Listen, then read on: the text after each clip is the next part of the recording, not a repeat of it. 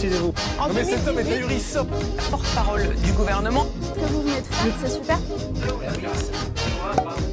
Eh bien bonjour, messieurs, dames, on est de retour, c'est parti avec Lucas Marchand, troisième épisode de l'info de l'écho, vous le savez, c'est le rendez-vous tous les 15 jours, sur Juste Milieu, avec toi, cher Lucas, et avant toute chose, parce que là, on a du pain sur la planche, mais comment vas-tu? Ça va bien déjà, très très bien, moins bien que l'économie. Oui, bah on va y venir, attention, doucement, doucement, parce que c'est vrai que plus ça va, plus je rêve du jour où tu vas venir, et je vais dire, alors, tout va bien. Mais là, c'est de pire en pire. Tous les 15 jours, apparemment, ça semble être de pire en pire, mais on va en parler justement avec toi. Aujourd'hui, on a beaucoup de choses au menu. Là, vraiment, on a beaucoup de sujets. Tu vas nous démêler un petit peu tout ça. Par quoi on commence? Alors, on commence par dire que globalement, on est en train de voir tout s'accélérer. Autant on a eu des périodes où on se serait vu il y a peut-être quelques mois, ça aurait été très calme. J'aurais dû travailler pour chercher des sujets desquels parler, tout ça. Et là, en ce moment, tout va beaucoup plus vite. On a un emballement financier surtout au niveau des monnaies, des devises. Je pense que ça, vous avez dû en parler, ou en tout cas les gens qui nous regardent sont déjà bien conscients de ce qui se passe sur l'euro. Ça se passe dans le monde entier, ça se passe très très vite.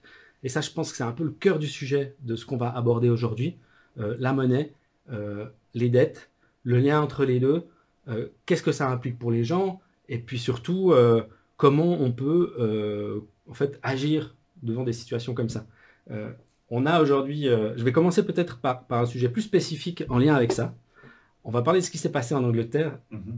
C'est tragicomique, parce que en même temps, il y a un côté un petit peu comédie, avec un nouveau gouvernement qui s'est pris les pieds dans le tapis de façon vraiment magistrale et qui a participé à cette accélération dont je parlais tout à l'heure.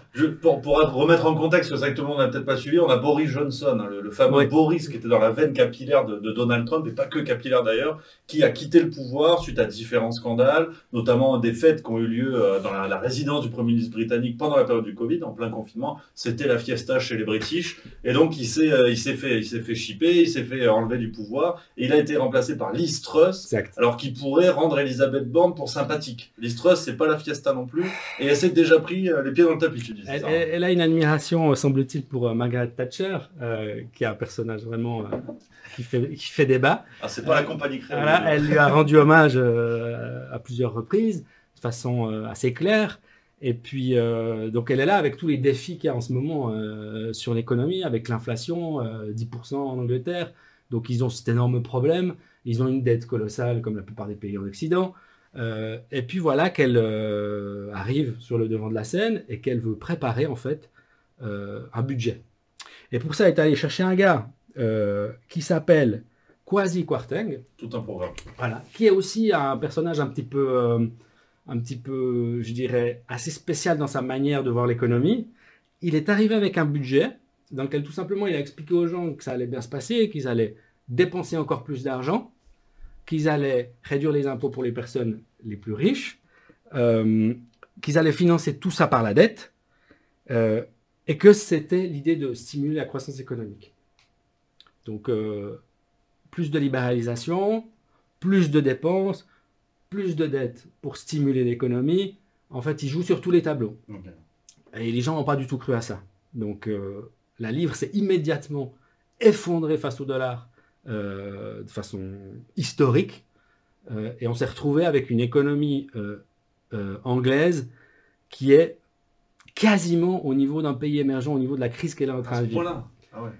Ils ont dû, cette semaine, enfin hier c'était, la Banque d'Angleterre a dû intervenir pour sauver l'économie anglaise, tout simplement parce que les fonds de pension étaient mis en danger par cette situation, puisque les taux se sont mis à monter à toute vitesse.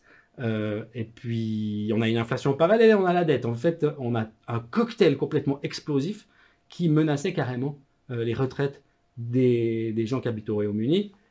Et donc, en gros, quand vous commencez à avoir une situation dans laquelle c'est les retraités qui vont morfler, c'est que vous êtes dans des niveaux de crise vraiment très très importants.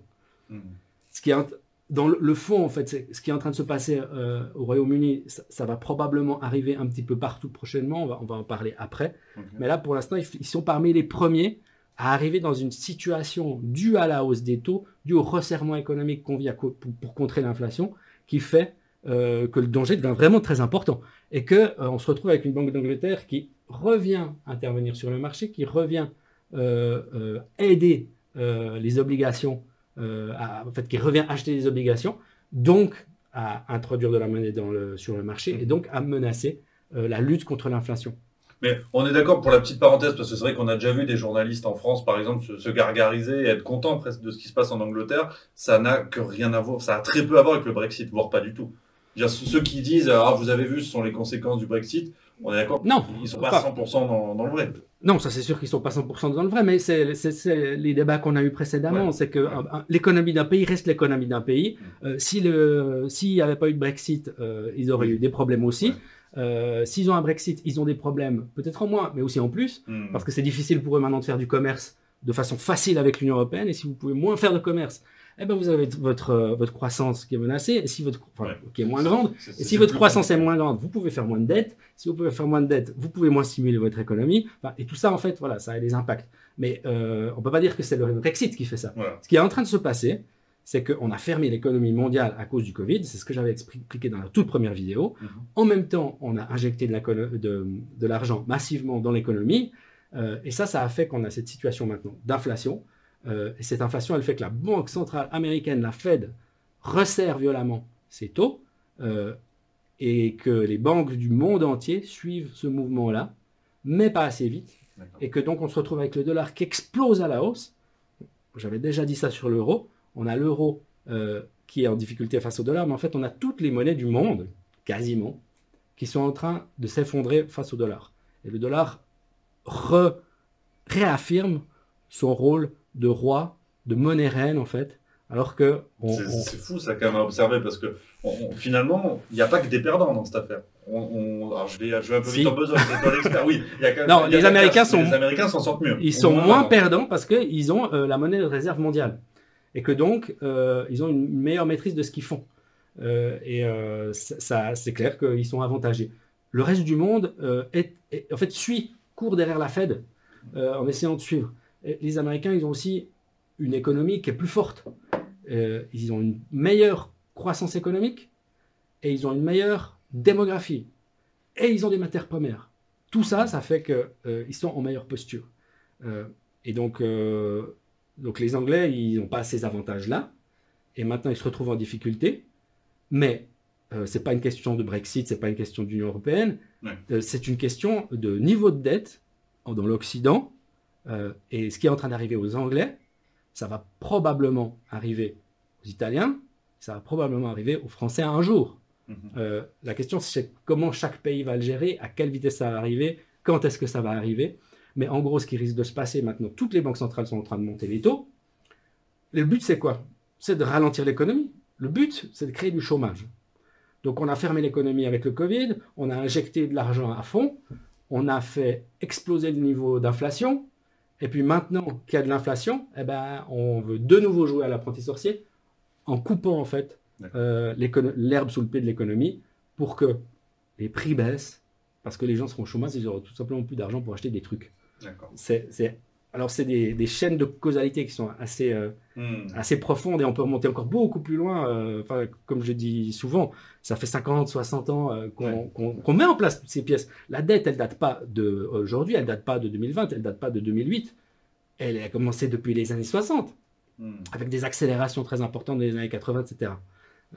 Et donc, voilà, il faut garder bien ça en tête et pas se dire que ce qui est en train de se passer dépend du Brexit. Non, ce qui est en train de se passer, ça dépend d'énormes mouvements macroéconomiques qui sont comme des plaques tectoniques qui bougent sur des décennies. Ouais, on ne peut pas le simplifier trop rapidement, comme on peut voir souvent dans certains médias, pas tous, fort heureusement. C'est beaucoup plus complexe et multifactoriel. Tout à fait. Par contre, quand on analyse à plus court terme ce qui s'est passé, on a un nouveau gouvernement au Royaume-Uni et les mecs se sont complètement ramassés en présentant leur budget. Personne n'y croit. Et donc, les gens perdent confiance dans l'économie du Royaume-Uni. Ça, c'est quasiment sans précédent. Il ne faut pas oublier que la livre, donc la monnaie du Royaume-Uni, c'est quelque chose qui est très respecté, qui existe depuis très longtemps, qui avait un peu un statut de monnaie réserve. Enfin, voilà. Et là, on a un comportement de la monnaie de la livre qui peut ressembler à ce qui se passe dans une économie émergente qui a des difficultés à payer sa dette. Et ça veut dire qu'on est en train de changer, en fait, de registre en Europe. Ça veut dire qu'on est en train de dire que les économies européennes, alors la livre pour le Royaume-Uni, mais aussi l'euro, donc pour tous les pays européens, sont en train de devenir... C'est comme s'ils avaient un petit peu raté leur virage pour devenir une grande puissance qui était le but de l'Union européenne, en tout cas une grande puissance économique. Et on se retrouve avec ces deux grands blocs, qui sont les États-Unis et la Chine, qui ont chacun leurs problèmes, surtout en Chine, mais qui sont un peu les derniers, ou les deux seuls, qui semblent avoir suffisamment de poids pour peut-être, alors les Américains, on sait déjà qu'ils ont leur monnaie forte, le dollar, mais les Chinois probablement vont essayer de construire une monnaie de réserve de leur côté, on ne sait pas encore très bien comment.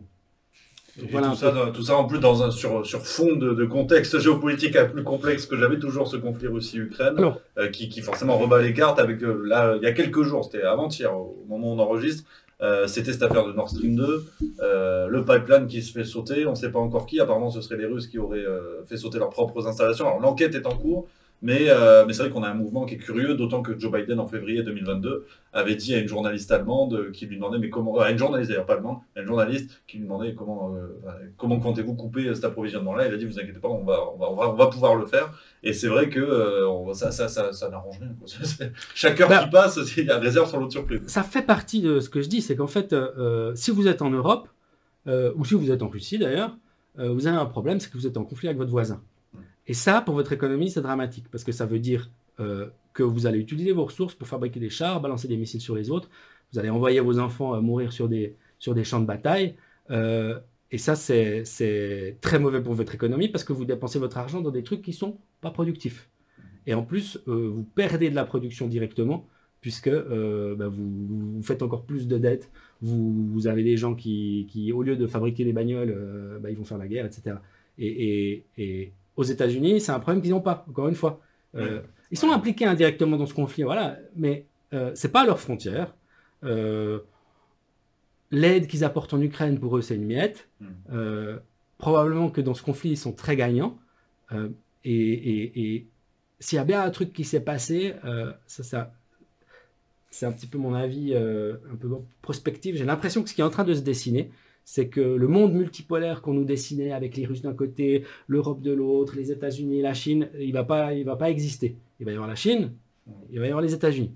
Parce que... Tu ne mettrais pas la Russie dans la balance, on n'aurait pas un retour vers le futur avec... Ils sont foutus. Ah ouais. Et bien sûr, parce qu'ils sont en train de mener une guerre qui sont en train de... En réalité, ils sont en train de la perdre, il faut dire ce qui est. Leur seule arme, les dernières armes qu'il leur reste, c'est mobiliser des gens qui ne sont pas du tout entraînés pour aller faire la guerre. Ces mecs-là, ils sont aujourd'hui en train d'être enlevés du marché du travail pour aller faire la guerre en Ukraine. La bourse, malgré la santé du rouble, qui est due au fait qu'il y a des roubles, les gens veulent acheter des roubles pour acheter des matières premières, mais les Russes ne peuvent plus exporter grand-chose. Donc ça fait que les roubles restent en Russie. Et ça fait qu'en fait, on a une économie russe qui dépend complètement de la Chine maintenant. Parce qu'en fait, ils ne peuvent plus commercer avec les Américains, ils ne peuvent plus commercer avec les Européens, ils peuvent commercer avec l'Inde, des pays comme ça, certes, mais leur voisin direct avec lesquels ils peuvent commercer, c'est la Chine. Et la Chine, évidemment, maintenant, ils ont bien compris que la Russie est complètement dépendante d'eux. Est-ce que ça, justement, ça pourrait pas entraîner un renversement? Parce que c'est vrai que sur ce conflit, on est en plein dedans. C'est difficile d'avoir un avis. Effectivement, c'est tous pas. À chaque heure qui passe, on apprend de nouvelles choses. Et j'entendais, je sais plus d'ailleurs où, qui expliquait cette idée que d'après cette personne-là, il y a cette idée qui voudrait que peut-être la Russie, justement, n'ait pas dévoilé toutes ses cartes. Et que c'est vrai que, bon, en gros, tu as quand même une grosse partie du monde occidental qui tombe sur le dos. Honnêtement, j'en sais rien parce que le sujet est tellement complexe. Mais est-ce que ce rapprochement Russie-Ukraine, en plus, peut-être, on verra, de cet aspect-là d'une Russie qui n'aurait pas dévoilé tout son jeu, est-ce que ça pourrait entraîner une bascule ou tu penses que... Moi, je ne suis pas un expert militaire. Ouais, mais non, on papote, là. Ce que je vois, c'est que juste, entre guillemets, en envoyant quelques dizaines de milliards en Ukraine, l'Occident parvient à bloquer l'avancée russe. Que les Russes ont dit qu'ils n'avaient pas besoin de mobiliser, ils ont dû mobiliser. Que régulièrement, ils parlent de nucléaire parce que probablement ils se rendent compte que c'est un des seuls leviers qu'ils ont, que c'est documenté qu'ils ont des problèmes de matériel, mais aussi de personnel dans leur armée. C'est pour ça qu'ils doivent mobiliser, c'est parce qu'il n'y a pas beaucoup de gens formés, etc. Alors, ils ont des missiles nucléaires très avancés, mais ça, c'est pas une carte qui te permet de devenir une puissance mondiale, en fait. Ah oui, là, derrière, tu fais un parking. Hein. D'ailleurs, les Chinois, ils n'ont pas beaucoup de missiles nucléaires, mais aujourd'hui, c'est eux qui décident de l'avenir de la Russie. Si demain, la Chine dit aux Russes, nous, en fait, on ne veut plus vous appuyer dans cette guerre, parce qu'on a vu qu'ils les appuient indirectement, en restant silencieux et en restant neutre, entre guillemets. Mais en fait, évidemment que leur but, c'est de créer un bloc pour faire face à l'Occident. Mais en réalité, maintenant, ils ont vu que la Russie est en difficulté avec cette guerre, qu'ils sont bloqués probablement pour des années, et que donc, c'est eux maintenant les maîtres du jeu. C'est intéressant cet aspect-là, effectivement. Économiquement, ça peut redessiner les cartes, comme tu disais tout à l'heure, sur ce monde bipolaire, mais qui n'est pas celui qu'on pouvait imaginer. La Chine, c'est un géant économique. La Russie, c'est un nain. La Russie, c'est le Benelux en taille économique. Donc la Belgique, la Hollande et le Luxembourg. Vous pouvez pas, même si c'est un grand pays qui a des matières premières, vous ne construisez pas une puissance mondiale avec ça.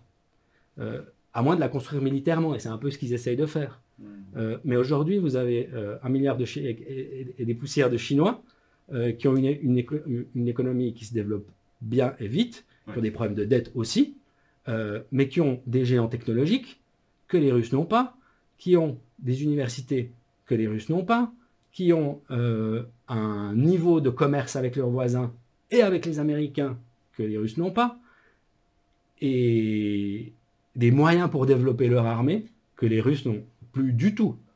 Et donc les Russes, il leur reste ces armes nucléaires, il leur reste une armée affaiblie, mais les Chinois, eux, ils n'ont pas du tout toutes ces difficultés, et puis à tout moment, ils peuvent faire chanter les Russes en leur disant, écoutez, maintenant vous avez plus de grands alliés, si nous on décide d'arrêter de vous acheter du pétrole et du gaz, vous n'existez plus. C'est vrai que ton point de vue, il est super intéressant parce que ça permet de dézoomer un peu. C'est tellement fou ce qu'on vit, c'est tellement explosif, on est un peu tous dans l'hystérie et tout ça. C'est vrai que c'est intéressant ce que tu dis. Si on déplace un peu la mire, voir un peu ce qui peut se passer pas trop loin, en dehors de ce conflit où tout le monde est focalisé, ça redessine pas mal de choses et ça nous amène un peu à cette situation, comme tu disais, sur ce jeu de domino, en fait, hein, ce coup de billard à plusieurs bandes qui amène sur ce que tu disais sur la Grande-Bretagne, bientôt l'Europe.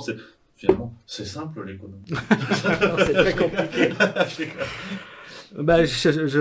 Non, je pense que c'est extrêmement compliqué et que c'est d'autant plus important je pense, d'essayer de rester le plus macro possible parce que voilà, on sait à peu près ce qui se passe aux États-Unis, on sait à peu près ce qui se passe en Chine, on sait à peu près ce qui se passe en Europe et c'est déjà pas mal. Quand on analyse là ce qui se passe avec ce nouveau budget du Royaume-Uni, ça va très vite. Ça a des impacts là qui sont très rapides, mais c'était des choses qui se mettaient en place depuis longtemps. Voilà, ce qu'on peut en tirer comme conclusion, c'est que ces baisses de monnaie, ça guettait probablement depuis un certain temps, et que voilà, ça s'accélère là avec des catalyseurs comme ce mini-budget là du Royaume-Uni, qui était assez comique parce que les gars sont arrivés de la fleur au fusil, ils ont dit les gars, on va baisser les impôts, ça va être super, on va dépenser plein d'argent pour contrer la hausse de l'énergie. Et puis les gars ont dit mais vous allez payer ça comment et la livre a plongé. Béni. Et c'était la panique. Et on a déjà vu aussi la banque du Japon intervenir pour protéger le yen. Et le prochain probablement, ça serait plutôt dans l'Union européenne, peut-être en Italie, avec on a les taux là qui montent dans tous les pays quasiment. Et puis tout le monde, on entend souvent le spread des bons allemands et italiens, que tout le monde observe maintenant de très près, pour voir si les gens perdent confiance dans l'économie italienne et dans sa capacité à rembourser sa dette. Alors ça, en quelques mots, le spread, je t'avoue, moi, je ne connais pas bien, juste pour l'expliquer rapidement, en quoi ça consiste. En fait, c'est la différence entre le prix en fait, la rémunération des obligations allemandes et italiennes. Plus les gens ont confiance dans des obligations, ou dans l'économie, enfin dans la capacité d'un pays à rembourser, moins ils vont vouloir être payés pour prêter à ce pays-là. D'accord. Donc si les gens ils n'ont pas confiance dans l'Italie, et c'était ça les fameuses crises qu'on a eues en Europe pour la Grèce, pour l'Italie, les gens avaient peur de prêter à l'Italie, donc l'Italie était obligée de dire bah, on vous paye plus pour prendre notre argent parce qu'il y a plus de risques pour que vous nous prêtiez votre argent. Et donc ça a fait que tout le monde observe ça maintenant de très près. La Banque centrale européenne a déjà annoncé qu'ils avaient mis en place un outil secret un peu mystérieux, qui s'appelle TPI, dont le but est de lutter contre une hausse des taux, en particulier italiens, s'ils deviennent trop grands. Parce que voilà, le contexte, c'est aussi qu'effectivement, les gens ont beaucoup plus confiance dans l'économie allemande, qui est plus solide que l'économie italienne pour des raisons de dette, etc. Et voilà, donc ça, tout le monde maintenant le suit de près. Moi, ce que je pense qu'il va se passer, c'est que les États-Unis sont en train de monter leur taux, après avoir fermé l'économie et créé de l'inflation. Ils ont créé des anomalies économiques complètement dingues, parce que si vous laissez les gens chez eux pendant des mois, voire des années, ça peut que créer des problèmes. En plus, si vous injectez de la monnaie. Et puis maintenant, on se retrouve dans la situation inverse, où l'économie est partie trop fort, trop vite, et l'approvisionnement n'a pas suivi, et la demande reste forte. Et donc, il faut casser les jambes de l'économie, en particulier créer du chômage et une récession. Donc, ce qui va arriver, c'est qu'on va avoir une récession. Donc, on va avoir de plus en plus de tensions sur l'économie. On va avoir de plus en plus de doutes sur la capacité des États à assumer leurs obligations, en particulier leurs obligations de dette. Et donc, ça veut dire qu'on a eu la Banque du Japon qui est intervenue, on a eu la Banque d'Angleterre qui est intervenue. Demain, ce sera peut-être la Banque centrale européenne qui devra intervenir ou communiquer. Il y a des étapes dans la gravité. Mais là, avec ce qui s'est passé chez les Anglais, on a une étape déjà assez sérieuse, mais localisée chez les Anglais qui est arrivée. Et maintenant, un peu tous les yeux sont tournés vers l'Italie parce qu'il y a eu des élections dimanche. Voilà, c'est ce que j'allais dire. Il y a un lien avec l'arrivée donc de Giorgia Meloni et en fait d'une coalition de droite et d'extrême droite, parce que beaucoup de médias ont dit que l'extrême droite arrive au pouvoir en Italie. C'est une coalition de partis, comme la NUPES l'était en France avec la gauche, une coalition avec donc Fratelli d'Italia, parti d'extrême droite de Giorgia Meloni, Forza Italia, le retour de Silvio Berlusconi. L'éternel retour. 500 ans, 14 000 livres de compteur.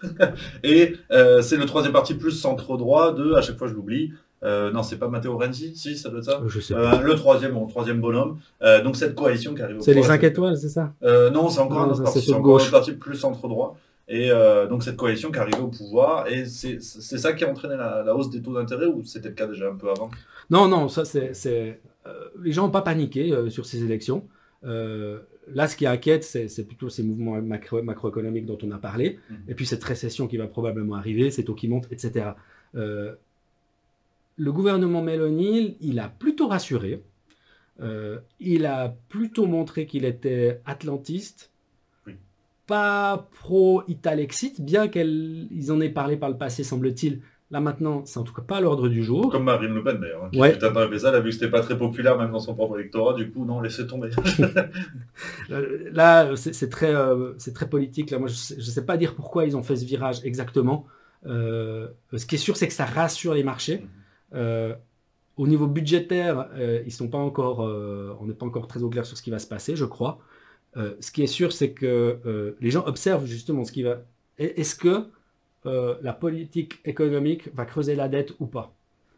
Parce que les taux montent, la dette italienne est déjà élevée, et donc si tout à coup on a une politique, je vais utiliser le terme irresponsable, parce que voilà, au Royaume-Uni, c'est un peu le consensus, c'est que c'est irresponsable de dépenser plus tout en réduisant les revenus de l'État, parce qu'ils ont coupé dans les impôts. Comment ça peut marcher, on ne sait pas. Et on attend de voir ce qu'elle va dire, elle. Mais pour l'instant, elle semble plutôt vouloir assurer en fait, la solidité de son parti et de son image pour le long terme, parce que c'est un énorme gain de mettre le pied au pouvoir comme ça. Et donc, la dernière chose qu'on aura envie, je pense, dans ce cas-là, c'est de passer pour quelqu'un d'irresponsable et donc de perdre la chance de devenir un parti important pour les années à venir. Donc je pense que là, il y a un enjeu pour eux de ne pas faire n'importe quoi. De pas faire n'importe quoi. Et là, ça montre, peut-être c'est ça la réponse sur l'Union européenne, c'est que si tout à coup, on se met à dire « Oui, mais on voudrait sortir de l'Union européenne », Ça crée de la panique sur les marchés parce que si un pays sort de l'Union européenne, c'est évidemment un coup dur pour l'euro. Ça crée toutes sortes de problèmes qui vont en fait rendre la personne qui a déclenché ça ou le parti qui a déclenché ça très impopulaire. Et donc là, je pense qu'il y a des calculs peut-être politiques qui sont faits, peut-être que de cœur, ils sont anti-européens, mais par pragmatisme, c'est beaucoup plus difficile parce que c'est ce qui s'est passé en Grèce, on en avait parlé aussi. L'Italie, en fait, elle est sous perfusion. Et aussi sous perfusion de l'Europe. Les fameux outils de Van Leyen. Les fameux outils, c'est tu veux mon pognon, mais il faut que tu habites avec moi. Quoi. Si tu n'habites pas avec moi, je te file plus de pognon.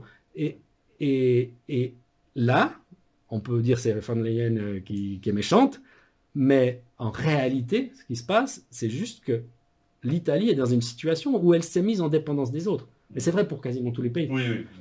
Donc je ne le reproche pas. Il y a plein de raisons à ça. C'est des générations et des générations de gouvernements. C'est des mouvements économiques, démographiques très importants qui ont créé ces dettes. Et voilà. Et maintenant, on se retrouve dans cette situation où si un jour on va vers une sortie de l'Europe dans un pays, on va avoir beaucoup de tensions et ça va être très coûteux pour le pays qui va le faire. En tout cas sur le moment. Donc on est un peu, maintenant, ça c'est plus la question de long terme. À court terme, on est vraiment sur ce gouvernement italien qui semble garder les choses stables pour le moment. Et puis peut-être qu'ils attendent pour voir, parce qu'ils se rendent compte aussi qu'on est dans une situation économique extrêmement tendue et qu'on va probablement aller vers une récession et qu'ils vont probablement avoir besoin d'aide de toute l'Europe prochainement. Et donc, ils attendent de voir et ils vont essayer de rassurer plutôt les marchés pour ne pas se retrouver en difficulté tout de suite. Affaire à suivre, au rythme où vont les choses, on aura peut-être déjà des éléments de réponse dans 15 jours quand on va se revoir. Et c'est vrai que c'est ce que tu disais en introduction, ça va à un rythme assez fou, un peu de partout. Donc, c'est rare que ça aille si vite. Ce que tu observes toi avec ton expérience. Mon expérience, c'est ce que j'observe.